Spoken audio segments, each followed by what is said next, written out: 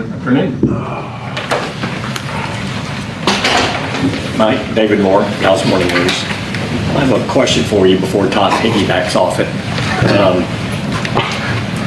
To Clarence.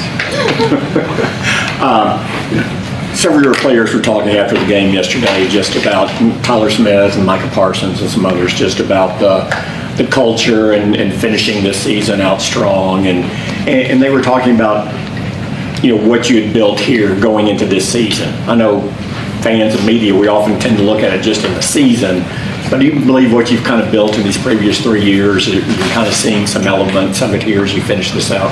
Definitely. I believe in building a championship program. I mean, that was really the approach since day one. And obviously, it's important to, live, learn, and apply it to the future. But, I mean, frankly, I do enjoy these questions, because I am a philosopher.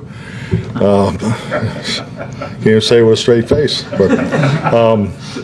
but really, we need to beat Tampa, guys. I mean, we really do. We need to beat Tampa, and I think it's great those guys, answer those questions for you and so forth. But yeah, definitely, we build a good program here.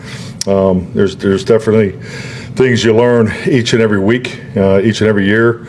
I'm old school in the fact of keeping the yellow tablet at the on my desk, and you write things down as the year goes on, and that you want to look for, and the off-season program changes in training camp. The media access to training camp's ridiculous. We need to cut that out. Just things like that. I mean, but no, I mean, you're always looking to improve. And being just.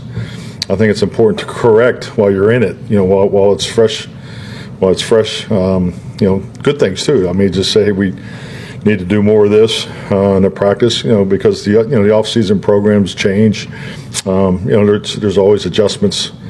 And at the end of the day, our job is to create the culture and make sure the team's being trained properly, and make sure our guys are given everything they need to win football games. And along with that, you were talking last night about just, you lost a couple more starters going into that game, the importance of keep going. DeMarcus Lawrence, is there a chance you'll activate his window this week, or what does it look like for him? Just in a brief meeting we had earlier, I don't see DeMarcus being available this week. No, he was not part of that conversation. Mike Tudor with ESPN, you talk about the yellow tablet that you keep. Has there been more pages in that tablet this year than they've written in the past? No, I think it's consistent. In the beauty of doing this for a while, I think it's real important just to always be in the evaluation mode, because that's nothing stays the same in the game of football. Nothing stays the same in competing in the National Football League. I think it's a mindset you have to have. And you always got to be able to tweak and adjust, and frankly, realize when there's a time not to change too. I mean, there's some things that I know the year off taught me that. I think when you reflect and have a chance to step away, and they say you're old and you're stubborn and things, and so you look at those things. But everybody has a way of doing things. Football will never change. I think when you get too far away from the basics, you're usually going down the wrong road. And then on the injuries again, anything with Jordan and TJ Bass, if you got any updates on their I don't. I really don't. I'll probably head to the training room from here. John Machado with The Athletic. These last 4 games for Rico Dowdle, what stands out most to you? Where has he impressed you most these last 4? Oh, I mean, the thing that's always stood out to me, my opinion of Rico's is his run style. I mean, I love his run style. I mean, especially when he goes vertical. I mean, he breaks tackles. His contact balance is exceptional. He's got so much power in his hips, and he has a unique run style, which also he's done a much better job of protecting the football, because that's the challenge of that. He breaks a lot of tackles week in and week out. So, but just his consistency. The thing I really want to see Rico do is take the next step, and that's to be a third down back too. Just be an every down back, and he's doing a little more of that, and we'll see how that looks moving forward, because it's important for him to touch the football. And then you mentioned yesterday about the turnover differential, and obviously in defense you guys have been taking the ball away a lot more. Is there anything that you can point to over the last month or so? Why you think that number has gone up for you guys? Well, I just think our players have stayed after it. I mean, there's two steps to it. You have to first be in position, to create those opportunities, and then you got to execute them. So you can always work at, your angles, just keep emphasizing the techniques of ball extraction. And I just feel strongly as a coach, and I know the players do the same. You get what you emphasize. So, we're just making sure we're talking about it, emphasizing it, and it's something that the players have done a great job bringing it to life. Calvin Watkins, Dallas Morning News. How resilient is your offensive line? It seems that every week you got something going on there. Extremely resilient. I think not only every week, but in game. I think just the fact that if you look at the way we ran the ball at the end of the game, that's just a big credit to them and Zeke and Rico because. Just to put that game away and just to have the changes that went on throughout the game. So, yeah, it's been a big part of our success on offense. How tough has it been with your O-line coach? The coach is there to say, Mike, are we going to have this guy or not? And you say, well, you got to get this guy ready. How difficult are those conversations with those guys? I'm not sure what you're... They want certain guys ready, but they can't be ready. So how hard is it just to get because of injury? Yeah. Oh, I mean, yeah, that's part of the weekly process. We're going through right now with Cooper Beebe, so hopefully he'll be ready to go. We'll be in a lighter schedule on Wednesday, but hopefully he can go by Thursday. So, yeah, the medical, there's a line there, and you do the best you can. The players are either in the rehab group or they're out or they're full. So, and everybody has a category. So, we have a general idea. And we're always trying to project. And I've always felt when a player can't practice and he's in a questionable mode, it's really twofold. You do what you need to do to get him ready to play in the game, but it's also an opportunity to develop other players. Get somebody else ready, but also it's more reps for the younger players too. So there are benefits to that situation too for others. And so I think you just got to keep that in mind and just that's part of our process. Nick Harris, 4-star Telegram. Osa Odighizuwa, you've been here for the entirety of his career. Feels like he's playing the best ball of his career as of late. What's worked so well for him on and off the field? Consistency. Osa's just such a stud. I mean, I can't. We have a number of guys whose work ethic is off the charts. He's definitely one of them. I mean, he's always here. If I have any concerns about Osa would be overtraining. Because he's always at it. He's always doing the extra stuff. Always taking care of his body, doing the extra things there, and he's just a wonderful human being. I mean, everybody loves Osa. He's a great teammate, and he's a man that represents the Dallas Cowboys the right way. It's been a year of opportunity for a lot of guys in different places of the depth chart. On one of the touchdowns yesterday, you had 7 undrafted free agents on the field at once. What would you say just about the opportunity and how certain guys have taken advantage of it this year? Well, I think it's definitely great that you're really spending your time on your analytics. I'm impressed. And I think it reflects the fact that we've been kicking ass in the 8th round. So, but I think it's I think it's part of our draft and develop program. No, I'm just proud of those guys. I think they're all examples of just it's not where you start. You just keep working and when your opportunity comes, I think they're clearly taking advantage of it. So I think that's awesome.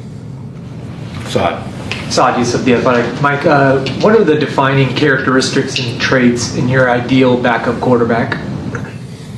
Well, I think the number one thing I've always looked in the backup is can we continue to play the way we always played? And that's something that Cooper gives us, because when you have to alter, so much, then it also takes away from the training of the others. So I think it's important when you build your roster, when we're in the off season, we're setting the template for the installations of the offensive scheme. You definitely want to have enough for everybody to get through 2 seasons. Is really the way this thing really unfolds.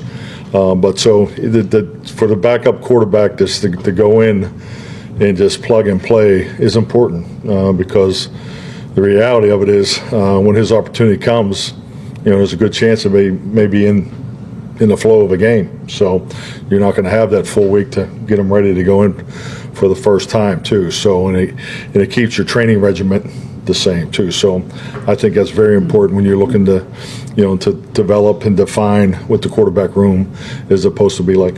And then throughout the time that a backup is the actual backup and not playing, what are the roles that you really look for him to execute out for the starter, for the team? Well, it's very defined. Each, the number 2 and number 3 they have responsibilities each week. As far as the preparation, there's segments of a meeting that they'll be part of. So, the way the scout team is ran, as far as the number of reps that they get, particularly if there's a certain emphasis that, our defense needs to see, we make sure they see that. A lot of pre and post practice things that you'll see those guys involved in. If a perimeter player needs work in on a certain route or things like that. So yeah, there's a lot of responsibilities that our number 2 and 3 quarterbacks have. Joe. Joe Hoyt, All City Dallas. Building off Calvin's questions, chemistry and kind of the cohesiveness is so important on an offensive line. Now you guys have had so many shuffling around. How have you been able to keep that cohesiveness going? Well, it's definitely probably one of the most important positions on your team.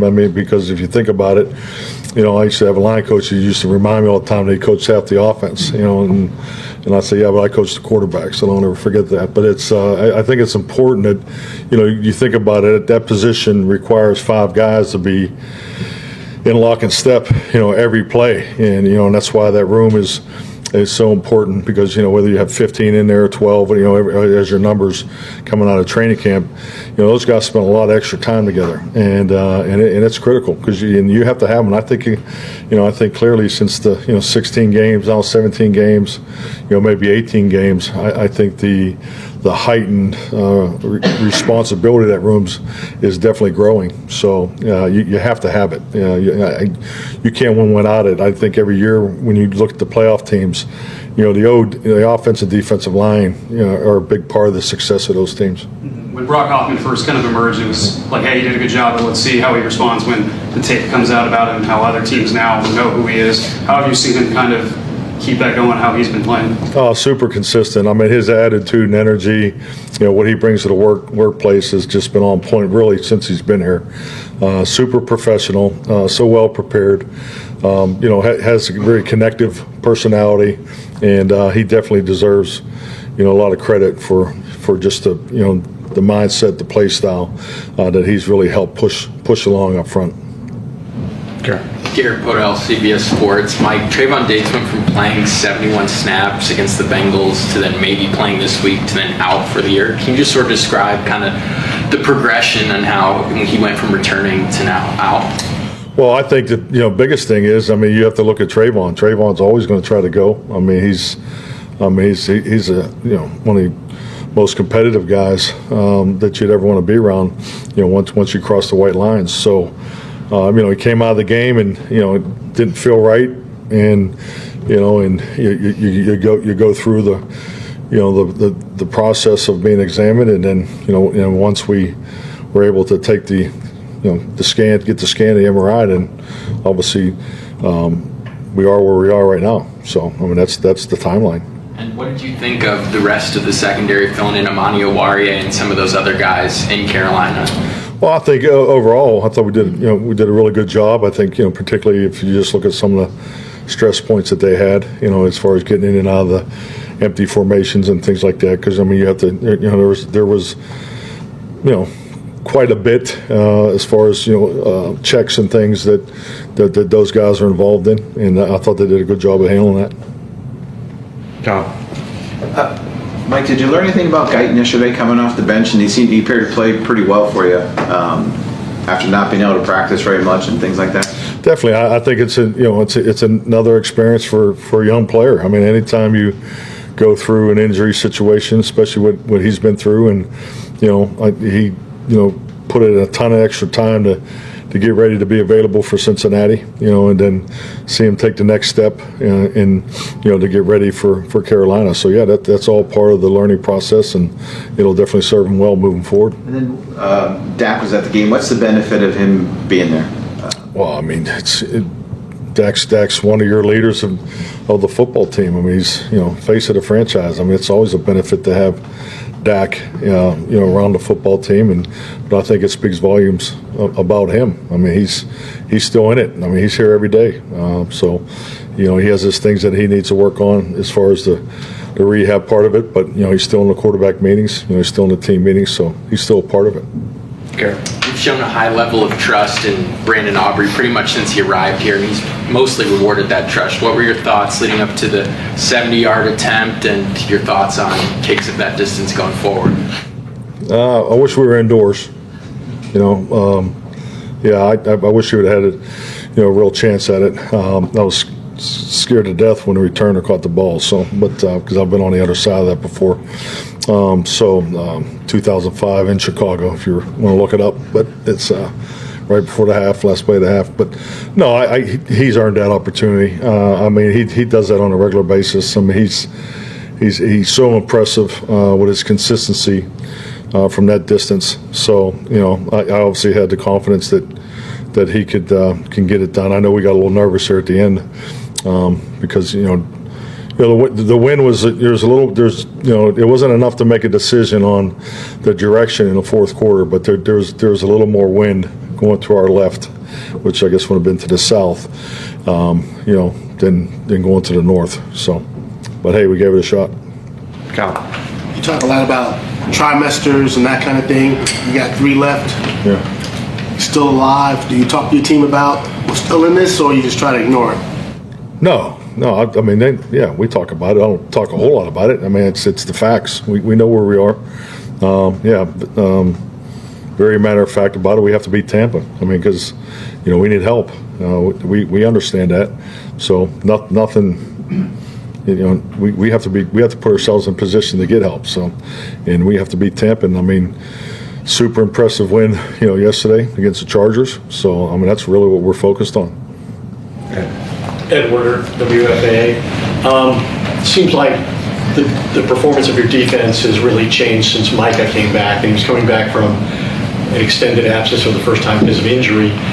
How has he come back, and what kind of effect has he had on the way you're playing defensively? I mean, Micah Parsons is an impact player. I mean, when we're at training camp, we know where he is. You have to know where he lines up. Every single play because of the impact that he can make on any play. So I think that in itself tells you the difference that he can make. It's not only just in game planning, but the in-game adjustments. And I think it's obvious why we've been different with his impact. All righty. Thank you, Mike. Thank you.